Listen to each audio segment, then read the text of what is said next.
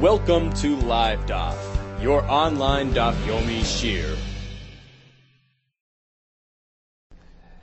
Shalom Aleichem, welcome back to today's Daf Pesachim Lamed Gimel. We are 10 lines from the top of the Amud and in the midst of a discussion. Brisa brought a pasuk v'chata abishgaga, which informs us that if one commits mi'ila, b'mezid, so he diverted the assets of the hegdish for personal use. If he did so knowingly, b'mezid, there's no carbon. And the Brisa had a kasha. Why do we need a pasuk for this? Can't we simply learn it from a kavah chomer? Since we find that other averis, despite the fact that they have a chumrah, that there is karetz, for instance, if a person eats chaylev or dam, still, there's no carbon b'mezid. Of course, mi'ila, which doesn't even have that element of karetz, certainly won't have a carbon by mezid. And the Brisa responded by saying, no, perhaps mi'ila is different and can't be compared to other averis. We had some difficulty in terms of interpreting the wording of the Brisa. And the Gemara now present another two ways to understand the Brisa.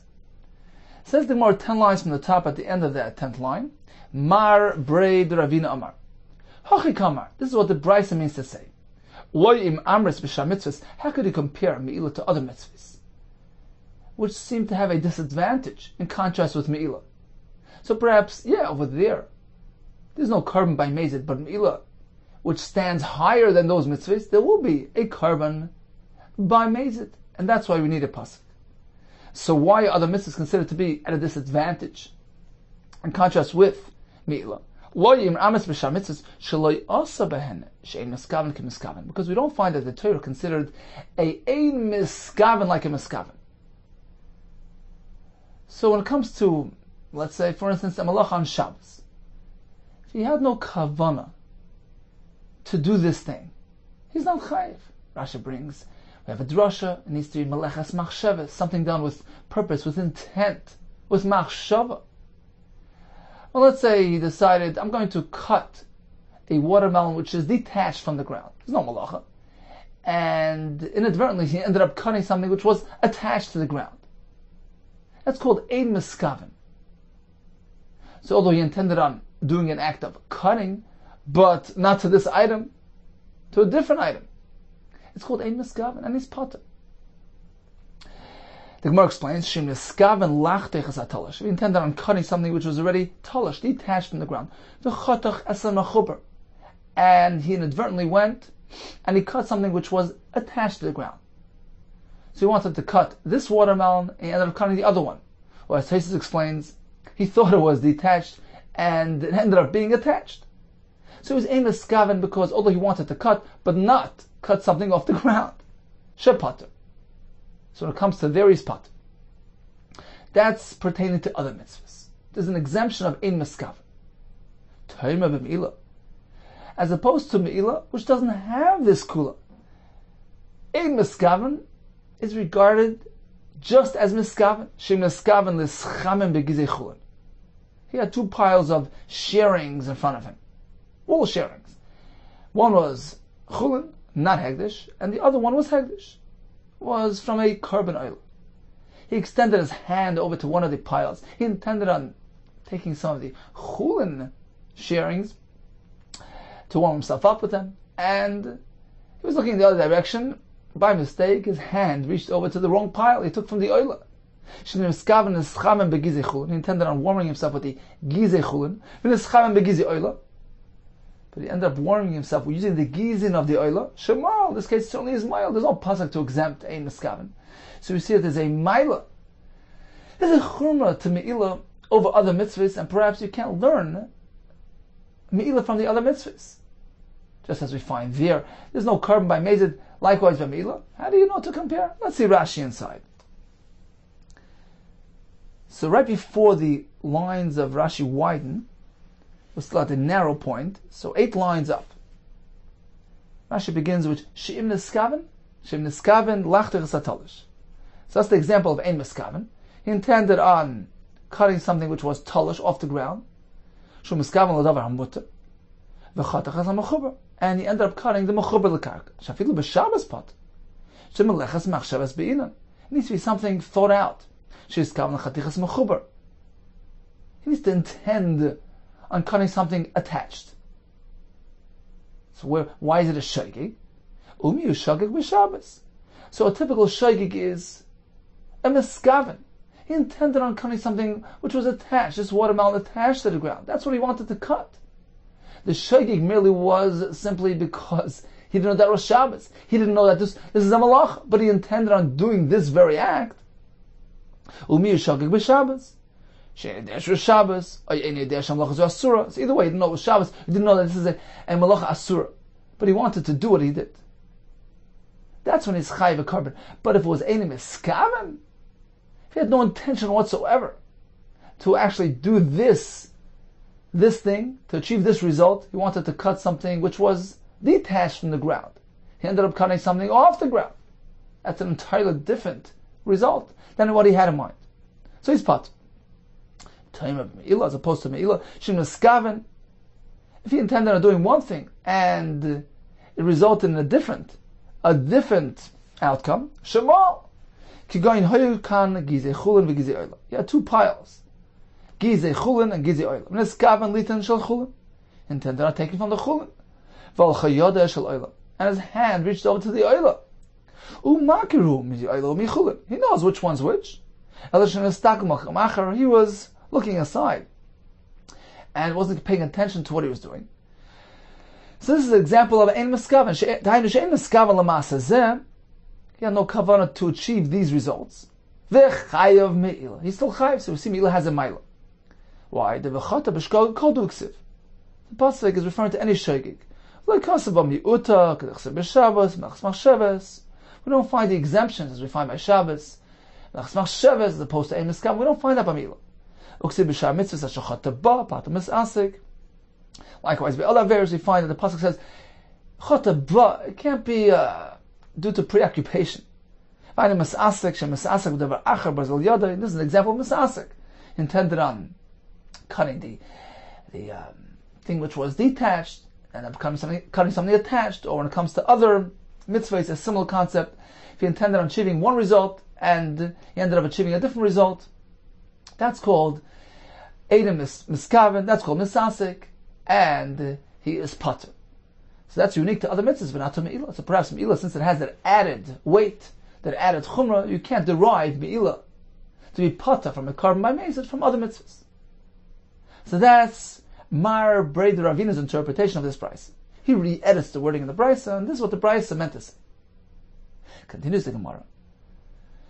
From Nachum Bar Yitzchak, he says, no, I disagree with your interpretation. You know why? Explains Rashi, because Nachum Bar Yitzchak holds that in this case, where, for instance, he intended on cutting a detached watermelon, and he ended up cutting an attached watermelon, he'll be chayiv.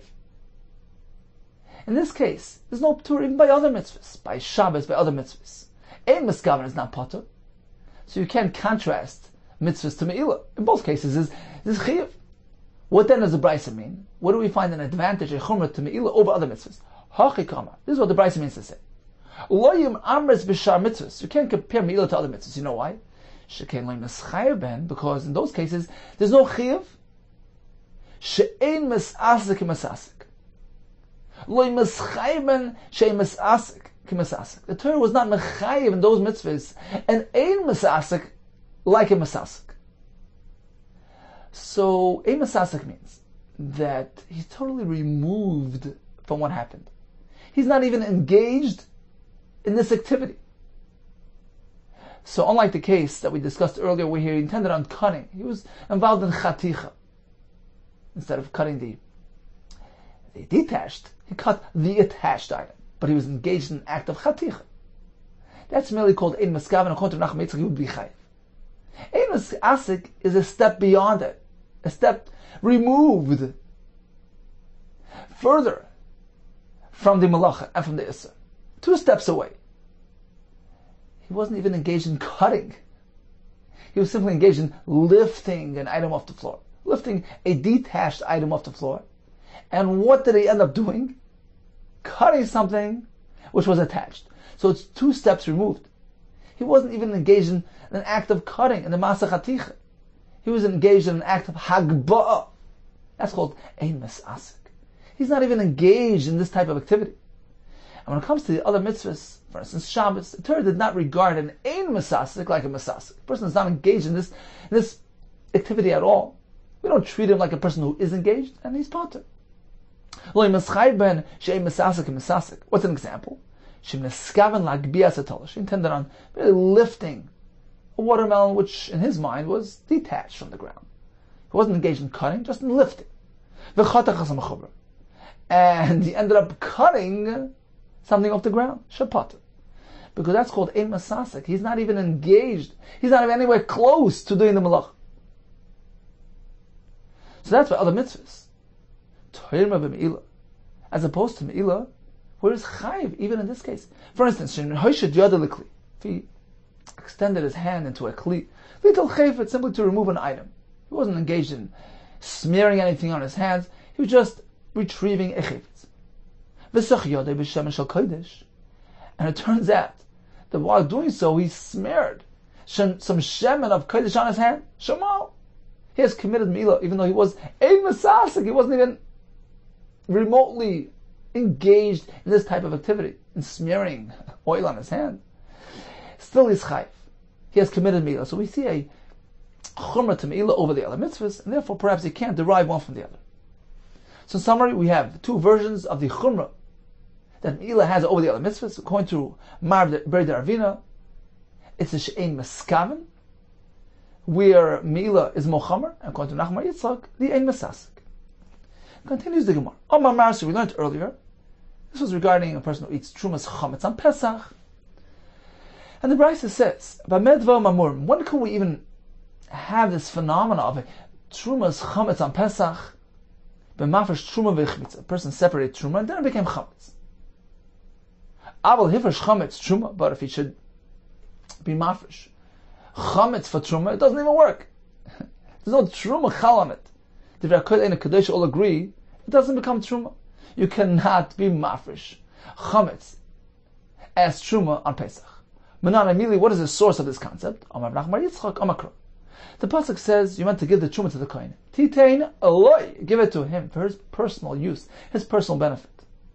V'loi la'oyrei, not for the sake of his fire. So Rav Ashi explains that even if we're following Rabbi Yisrael Lili that chametz on Pesach is mutar bar, can use it as fuel to heat his oven. The pasuk is specifically telling us you can't give something. You can't give truma to a kohen where the only use he has from it is for his fire. Therefore, this truma, which is only suitable for the fire, can't be eaten, is not considered truma. So you can't be mafresh trumas chametz on Pesach. Mosif, Rav Huna Brei Davisho. He asked the kasha. The Mishnah says, "Ein toimin min hatmei l'Torah." One cannot initially take off truma which is tomei on account of fruit which is tar. You can't separate truma which is tomei to be mighty the Torah. V'im taram b'shoigig. If he did so inadvertently, he didn't realize that this tevel is tomei. Truma said truma works. So chatchila meant to, but the evidence works. Now, why does it work? V'amai lema, we should apply the pasuk loy v'loy lo'oyrei. The truma is only applied to something which can be used directly by the kohen, but something which is tamei, which can only be used for fueling purposes, doesn't work. And truma tmei is only suitable for oyrei. Like kasha, the answer is it depends. Hasam hoysel shasa kosher. The Mishnah there is speaking about produce which had a point in time where it was roi for the kohen directly. Meaning, we're speaking about tevel which was tar at a certain point, and at that point, had he have made truma from it, the kohen could have eaten it himself. So that's called shasa kosher. Since the object had a potential direct use for the kohen, so even if it became tamei and now is unsuitable for direct use for the kohen, truma can be chal on it. However, over here we're speaking about that shasa kosher. This truma that became chametz never had a shasa kosher, was never ever roi for the kohen directly. What are we speaking about? What is the example of the trumas chametz which was never ever even potentially suitable for the kohen, could go into achmas b'chuber. You know it became chametz? It became chametz while it was still connected to the ground. And at that point, it could not have become truma. Rashi explains that Reishis the goncha has to be digun, has to be grain, has to be detached from the ground, has to be piled up into a pile of grain. When it's still on the ground, there's no chiyuv truma. So if it became chametz when it was still attached, it was fully dry and got wet, so at that point it was still before it even had the potential of becoming truma. It had no shasa kosher. It was chametz from its inception, and therefore this type of chametz cannot be turned into truma. It's totally unsuitable for the kohen directly. It's only suitable to oiroi. It never even had potential for direct use of this kohen, and therefore it doesn't work. Aval achmetz betolish. But if the chametz would have happened when it was already detached from the ground, in which case there was a point in time where this produce could have become truma which was fully suitable for the kohen, had a shasa kosher, hachinami tekachah. You're going to say in that case that it is kaddish, so even after it became chametz, you can actually turn it into truma and it'll have kedusha. Amalei. So Rav Nachman Yitzchak responded, yes, correct. And he quoted a pasuk in Daniel. Big zeras irin piskama, uber marmar kadishin she'ilta. So Rashi explains, Big zeras irin piskama, the word, the statement was established in the irin with the malachim, Talmid Chachamim, like Malachi Asharis. So in the Beis Medrash, they agreed with my approach. V'chein moirin b'bei midrasha kavasi. Likewise, in the Beis Medrash, they ruled, and according to my approach, that the only time this chametz doesn't become truma is when it was hichmetz b'mechubar, came chametz when it was still attached to the ground, when it had no potential to become truma yet. So it never had a shasa kosher. It was chametz still before it could become truma. In that case, this thing is no longer suitable for truma. But if the chimetz would have happened later, since it had a shasa kosher, it could have become proper truma before it became chametz. And even after it became chametz, if you choose to make this truma, the truma becomes activated. That's his approach. Ki asa Rav Huna b'Reid Yeshua Amar. When Rav Huna, son of Yeshua, came, he had a different approach. He said, no, even if the chametz happened later, after it was detached from the ground, it still would not become kaddish. Why? Omakro, the pasuk says, Reishis the gancha. So the truma is meant to be the reishis, the beginning, the head of the grain, which indicates that it's meant to create leftovers, shirayim, which are edible for the Yisrael. Sheshirei nikaron Yisrael, that the leftovers of the truma are nikaron Yisrael, are discernible and edible for the Yisrael. Yotzes azu, as opposed to this trumas chametz, shein shirei nikaron, its leftovers are not edible for the Yisrael. Why? Because if we're speaking about chametz on Pesach, so there was nothing that's mutter to the Yisrael. Initially it was asa to the Yisrael when it was tevel, can't eat it. And same thing now on Pesach, trumas, the chulin, which is the leftover of the truma, is still asa b'achil Yisrael. So there's no transformation, there was no heter resulting from separating the truma. And therefore it's not considered rachis. So according to this approach, even if the chimutz happened once the grain has been harvested, the point is that right now it's not going to create edible leftovers. Therefore, the truma will not work. So according to the first approach, the focus is on the truma itself. Since it's inedible to the kohen and it was never edible, it doesn't work. According to this second approach, the focus is on the leftovers. Since it's not creating edible leftovers for the Yisrael, the entire process, the entire truma taking process won't take effect. Continues the Gemara. Yosef Rav Acha bar Rav Ava. Kamei Rav Huna. So he was sitting in front of Rav Huna. V'Yosef Akaman, he was sitting and saying, Mishmei Rav Yechanan, in the name of Rabbi Yechanan his Rebbe, who said a chiddush. Anovim shenitmu. If one has grapes that became tamei, can you salvage the liquid within? Yeah, you can. Because only the grape itself became tamei, but not the juice inside. So how do you proceed? He crushes them less than a kibetza at a time. So he takes this cluster of grapes, splits it into portions, each one being less than an egg volume's worth, and he crushes them separately. And its wine, the wine exuding from these grapes, will be kasher to be poured in the mizbeach. It's completely tar. How's that? Why do we say that the grape, even though it's tamei, will not affect its content? The juice will remain tar. And even after he squeezes it out, it's still tar. Why? Because the halacha is that although food and drink can be mekabel tumah, even when there's only a little bit of food can be mekabel tumah. Liquid, even a mashu can be mekabel tumah. But to give over, to transfer tumah to others, you need to have a kibetza of oichel. So since we're dealing with less than a kibetza, just a couple of grapes which don't equal a kibetza volume, even if those grapes are tamei, but they can't be matame. They can't impart tumah. They can't transfer tumah. So when he squeezes those grapes and there's some juice coming out, that juice will now not become tamei because the grapes are only less than a kibetza. Although the grapes are tamei, they're not going to be matame the juice. Why? Why do we say this? What is this based on? Why?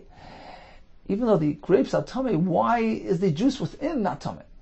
Alma Kasavar, apparently Rabbi Yehuda holds a chiddush. Mashkin, juice which is contained within a fruit, mifkat pkidi, are deposited inside the fruit. They're not absorbed within the skin of the fruit. They're not embedded. They're not considered to be the same entity. They're merely stored in there. They're considered to be a separate entity from the actual skin, the actual body of the fruit itself. And therefore, when tumah touches the grape, the juice within it remains tar. Le'emas kametami. When can they become tamei? So that when they're still within the fruit, they're not part of the fruit. As Rashi explains, they're not considered liquid either, because they're still within the food. They don't have a din of mashkin. So they're in limbo. They can't be treated as food nor as liquid. They can't be mekabel tumah. When then can they become tamei? When he squeezes them. Now we have juice. But at that point, there's nothing to be metamei that juice. Why? Because we're speaking again about taking a cluster which has less than a kibetza worth. And once he starts squeezing the juice, there isn't enough food to be metamei that juice. Because the grapes equal less than a kibetza. When he squeezes those grapes, less l'shiure. He doesn't have a shir kibetza of eichel tamei to be metamei the juice. Let's see Rashi inside. So it's 8 lines from the top, beginning with the words Kasavar Mashkin Mifkat Pkidi. So Rabbi Yehuda evidently holds that juice within fruit is considered like a pikad, like a deposit. Mifkaden hein b'sechazag, they're deposited into the in the skin of the grape. They're not considered to be integrated and connected. It says, you take juice and you place it in a kli. The kli and the juice are separate entities. Zag.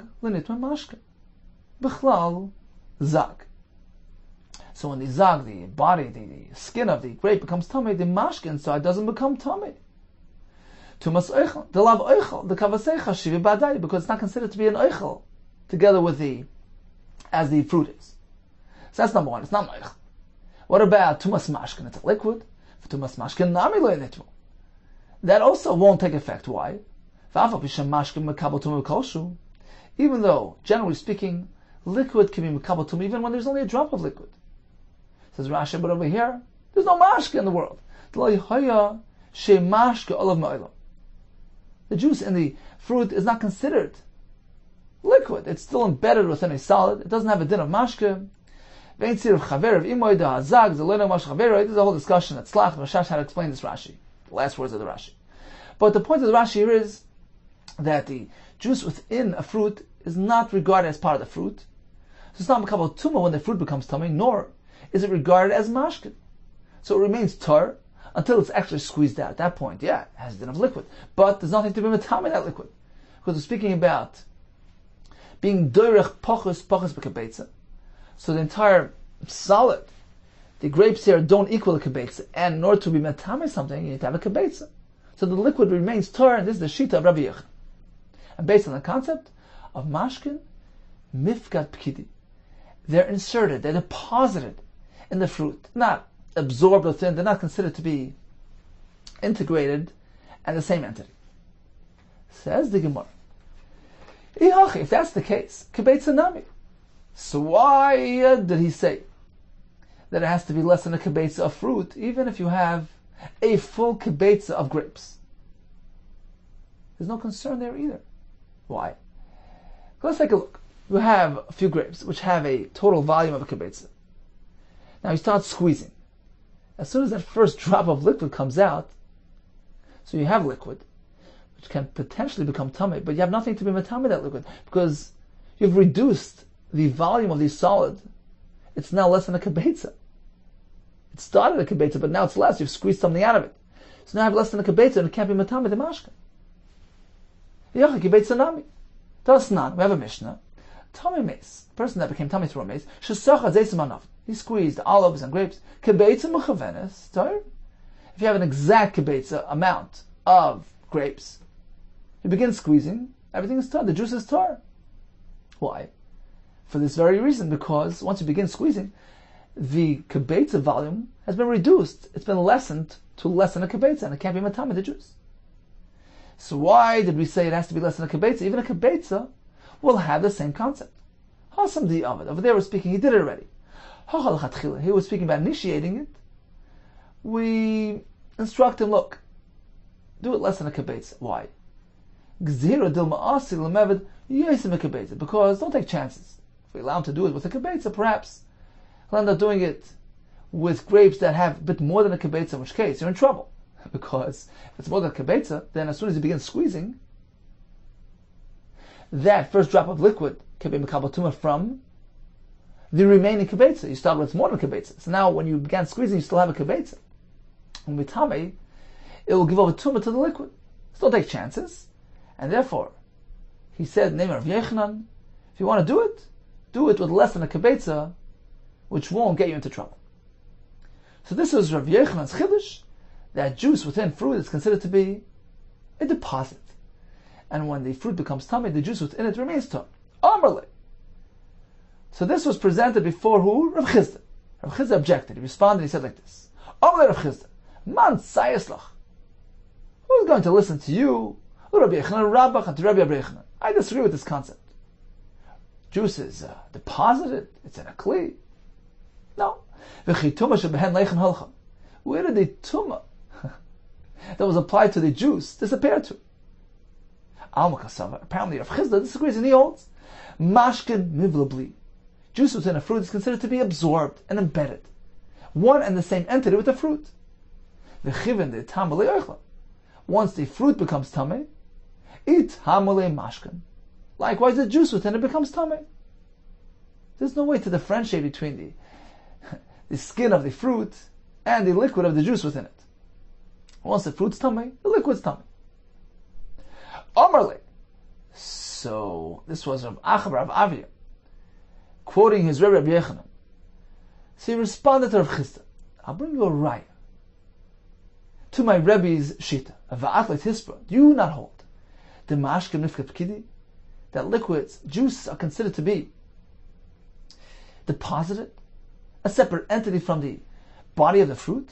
I'll bring you a raya from the Mishnah that we just discussed. It's not my Rebbe's chiddush, it's a Mishnah. A Mishnah in Meseches Taharos. Atanan, Tamei Meis, Shesachat Zeisim V'Anavim Mechavenes Kibetza Torah. This means squeeze olives and grapes, which have a volume of an exact kibetza. Everything is Torah. The juice that comes out is Torah. Why?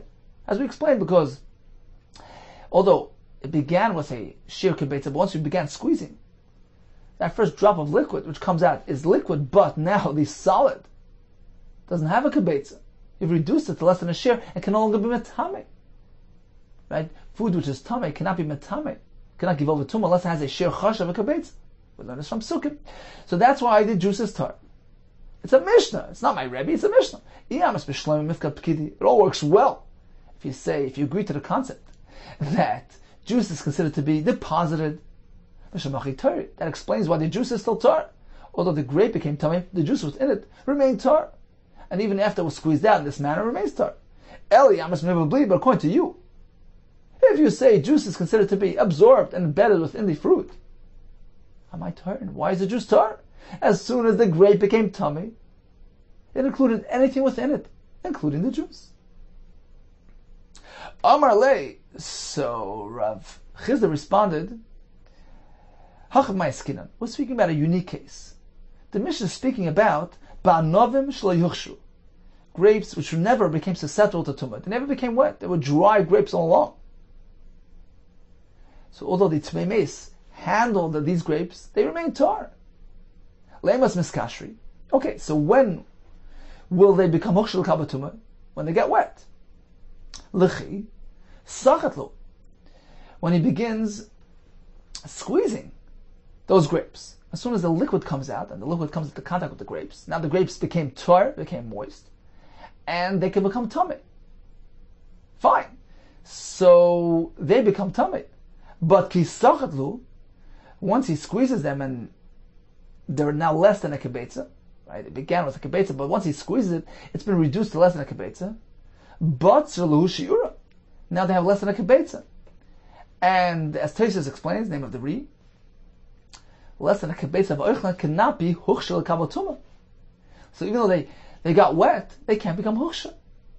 That's why everything remains tar. So we had a kasha from a Mishnah. Rav Chizda responded, no. Generally speaking, if we have grapes which are huchshel kabotuma, let's say they became wet, and now it's Tmei Meis is handling them, just as the grapes themselves become tar, certainly the liquids within them also become tar, tummy, because liquid and fruit are one and the same entity. The reason why in this Mishnah the item remains tar is because it was never huchshel kabotuma, and that prevented it from becoming tummy. And now it's Rav Chizda's turn to bring a raya. Because if you disagree with my concept, how are you going to explain the brayso that we learned earlier? Hada Sanya, the brayso says that if we have chametz on Pesach, it's considered to be useless, worthless. What does it compare to? The trumas tusin v'anovim shenitma. You have truma of berries or grapes, became tummy. She'en liba leheter achila v'leheter asaka.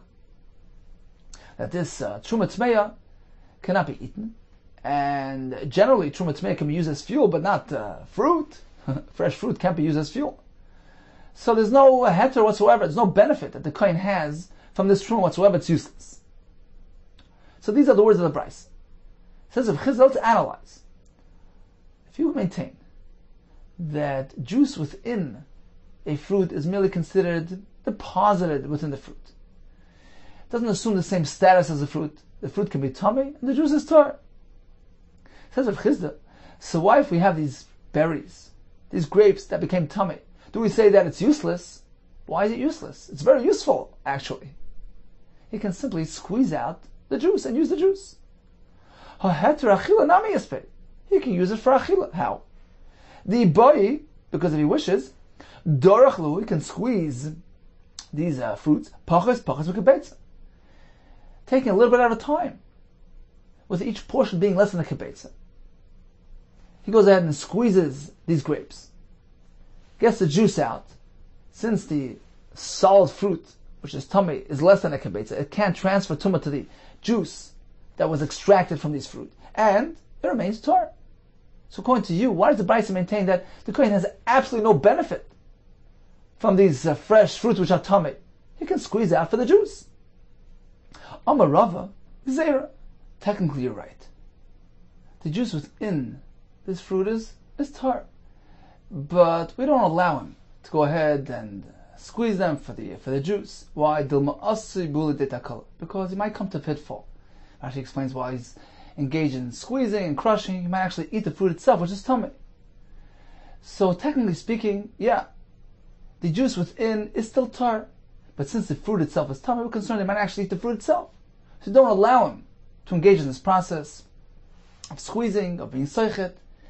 and therefore it's useless, it has no value. And that's what the Brisa meant. These things are valueless because the fruit itself is tummy, and although the juice within is still tar, but we don't allow them to get involved in processing this fruit. There's a concern of takala, and therefore they're considered to be worthless. So in conclusion, we had a chiddush in the name of Rabbi Yehuda. Juice within fruit is considered mifkad pkidi. They're merely deposited, like Rashi said, like something in a kli. So the fruit is the kli, the receptacle, and you have something in that container. And even if the pri is tamei, the mashkin within remains tar. Rashi explained it's not part of the pri, and it's not yet considered mashkin because it's embedded within a solid. So it remains tar. So now, if you'd like to take that juice out, so if the volume of the peiros of the grapes are more than a kibetza, then you have a concern, because as soon as you begin the squeezing process, the juice which comes out now is regarded as mashkin, and the grapes which have a shear, a kibetza or more, can go ahead and be matamei that mashkin. So that can't be done. But if the grapes merely total a shear of a kibetza, then technically you can squeeze out the juice b'tahara, because as soon as you begin squeezing, that first drop comes out, you've reduced the size, the volume of the grapes to less than a kibetza, and it can no longer be metamei, the juice. But the Gemara says the chatchil don't do it because he might actually do more than a kibetza. Now, if he has less than a kibetza, of course it's okay, because you have less than a kibetza to begin with, there's no concern. And when the juice comes out and it has a din mashkin, there's nothing to be metamei the mashkin, because oichel less than a kibetza can't be metamei the mashkin. So this is Rav Yehuda's approach. Rav Chizda disagreed. He said, no, nobody listens to this. This is not something that I agree with. The mashkin inside fruit is not deposited. It's not mifkat kidi. Rather, it's mivla bli. It's merely absorbed and embedded within it. And when the fruit becomes tummy, it includes everything within it, the skin, the juice, everything becomes tummy. So according to Rabbi Yehuda, we say mashkin are considered to be a separate entity from the fruit. If that's the case, so why, if you have grapes which have more than a kibetza, you squeeze those grapes and you take the juice out, we say the juice becomes tummy, because the grapes which have a shear, a kibetza, and are tummy, can now be matami the juice.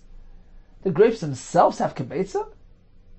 It's together with the mashkin inside those grapes, they have a kibetza. Right? In the grape we have two separate entities. We have the skin, we have the juice within it. So if the juice within it is not considered to be tummy, it certainly can't be matami. How can a grape, which is a kibetza, be matami? The entire grape is only a kibetza, part of it is juice, which is not matami. So how can that be reckoned into the shear? So Rashi says apparently it can be considered part of the shear, although the juice itself is not considered to be tummy on its own, but when it's still in the oichel, it's a chiddush. When it's still within the fruit, it's mashlam the shear. It completes the shear. It makes a raya and menachis, a chiddush. If you have a kezais of chaylev and you left it out in the rain, and it got bloated on account of the rain, of the moisture which entered this item, and now it has a sheer kazais, a person eats it is chayiv. Even though Rashi says, certainly if you would squeeze out the moisture from that chaylev, that moisture is not chaylev, it's just moisture, it's just water. But while it's still within the actual item, the actual object, it is mashlam the sheer, it's regarded as one and the same entity. And if one eats that chaylev, he's chayiv.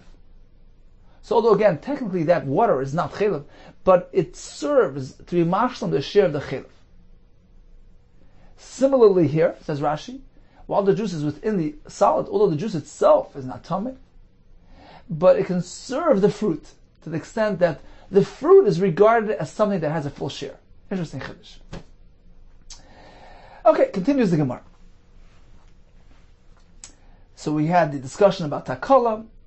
Rava maintained that you can't squeeze these two simon to enim in order to extract the liquid, because it might come to takala, you might inadvertently eat the fruit. Is that so? That we're concerned about a takala in this case? We don't allow you to handle something which is tamei, for concern they might eat it. Vatanya, madlikin bepas or b'shemen shel truma shenitmis. You can go ahead and light. You can use as fuel bread, oil of truma which became tamei. So we see there's no concern about inadvertent eating. Armalei, so Rabbi says, look, pas zerach b'nei eitzim. When it comes to bread, only to use the bread as firewood, he first has to throw it amongst the eitzim, which will make it unfit for consumption, make it mos. There's no concern at that point that he's going to eat it. Shemen shel truma rami lebi kli mos. Likewise, when it comes to the shemen of truma, he's meant to put it into a kli mos, repulsive kli, which will preclude its consumption. There's no concern of takala. But in our case, where we have just standard grapes and berries, we don't allow him to go ahead and process it and squeeze it, for he might go ahead and eat it. Gufa, we just learned, madlikim pasha b'shemen shel truma shenitmis. You can go ahead and light, use as fuel the oil, the bread of truma tmeya. Abai Omar Mishmei de Chizkiah.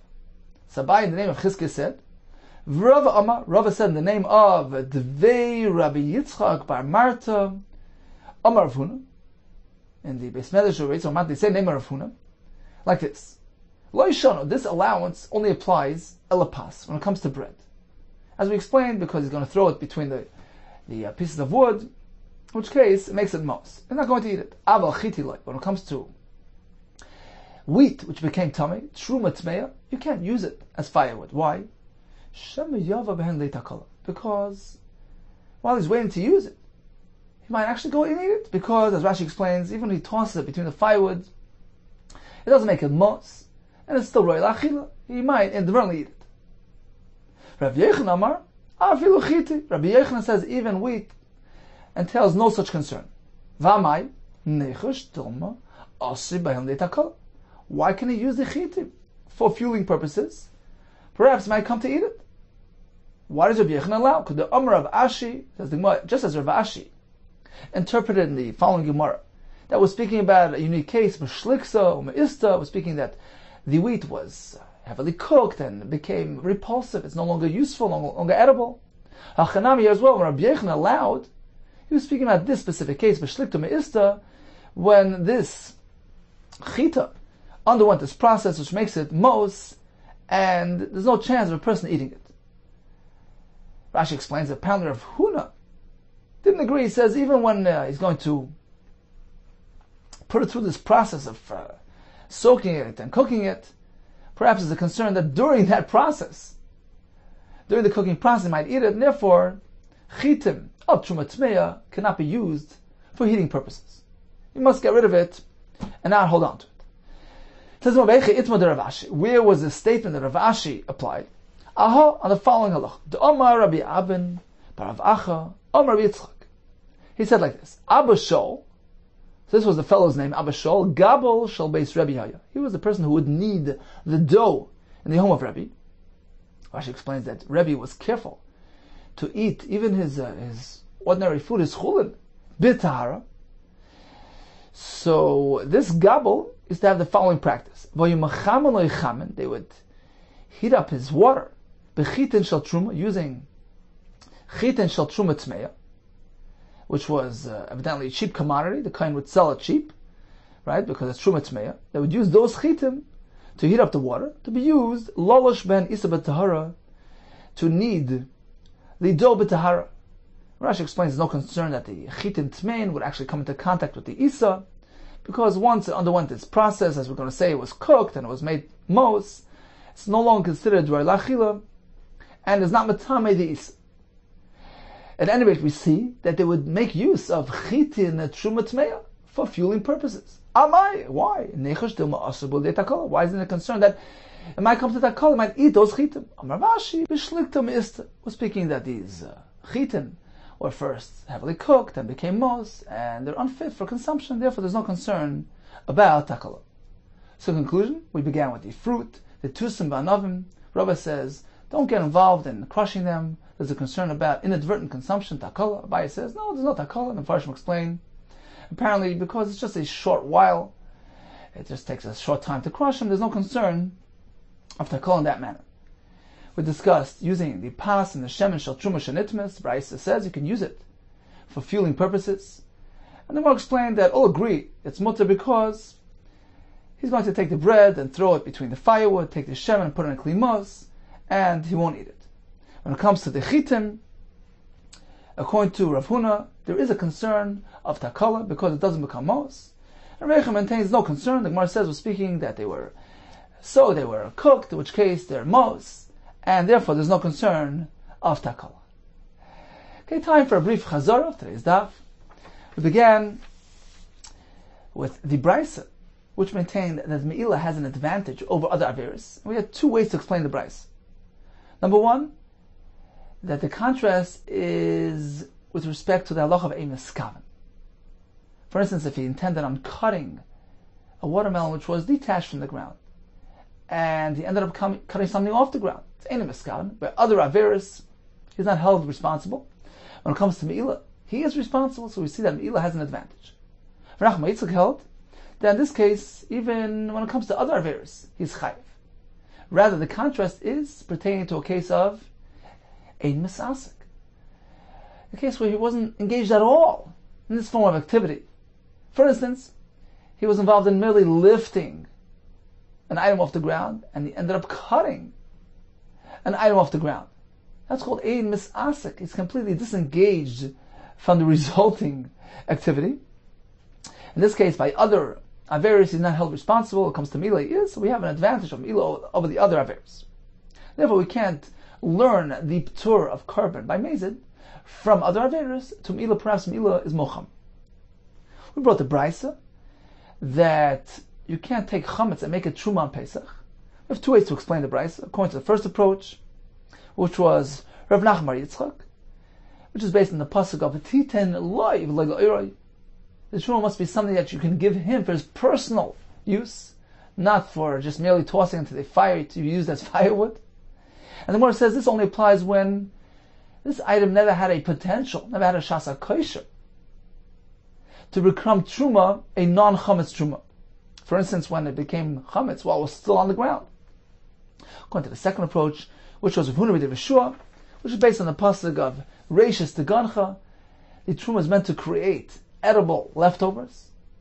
And that indicates that if the leftovers are chametz, this won't work. This truma is not chal. That explains why, even in the case where the truma became, the item became chametz after it was off the ground, so it had a point in time that it could have become proper truma, but now it's chametz, it can't be used as truma because it's not being matir the shiraim to the Yisrael. We proceeded with the concept of mashkin within a fruit. According to Rav Yechanan, mashkin, mifkat pkidi. We view them as separate entities. They're like sitting in a kli, and therefore even if the kli becomes tummy, the mashkin remains tar. So according to this, if he takes a large amount of grapes, which became tummy, and he squeezes them, well, at this point, once he begins squeezing, the juice has now attained a status of mashkin, and by its contact with a large amount of grapes, which are tummy, will now become tummy. But if he uses merely a kibetza of anav and begins squeezing, at this point he's reducing. He lessened the volume from a kibetza to less than a kibetza, and now the anavim can't be matami the mashkin. L'chatchila shouldn't do it, but if it's less than a kibetza to begin with, certainly the mashkin exuding from these fruit stay tar because we have no shear. A kibetza of oichel to be matami the mashkin. That's Rav Yechanan's chiddush. Rav Chizda disagrees. He says, no, mashkin within a fruit are considered to be one and the same entity. The fruit becomes tummy, the mashkin becomes tummy. We had a raya from a Mishnah to Rabbi Yehuda. Mishnah says that a Tmei Meis can go and squeeze fruit and the juice remains tar. Rav Chizda responded, well, we're speaking about a unique case where the fruit never will hushel kabatuma. Therefore, everything remains tar. We had a raya from a Brisa to Rav Chizda. Brisa says that tusim ba'anav matruma tmeya are not useful, they're valueless to the kain. Why? Why can't you just squeeze them out a little bit at a time? Rav responded, there's a gzera because while he's engaged in this process, he might actually eat them, therefore we don't allow it. It's considered to be valueless. We concluded with the concept of takala. So Rav maintained that there is a takala by this fruit, Abaye says there isn't. The Brisa allows using tamei bread, tamei oil of truma for fueling purposes. The Gemara says because he makes it mos. And we discuss chitim according to one sheet that there's takala, because it doesn't become mos, but merely tossing it amongst the eitzim, whereas the Gemara says in the name of Rabbi Yechanan that there's no concern. The Gemara concludes with speaking that he cooked them and made them mos, in which case they're not really fit for consumption, and therefore there's no concern if Takala can use them as firewood.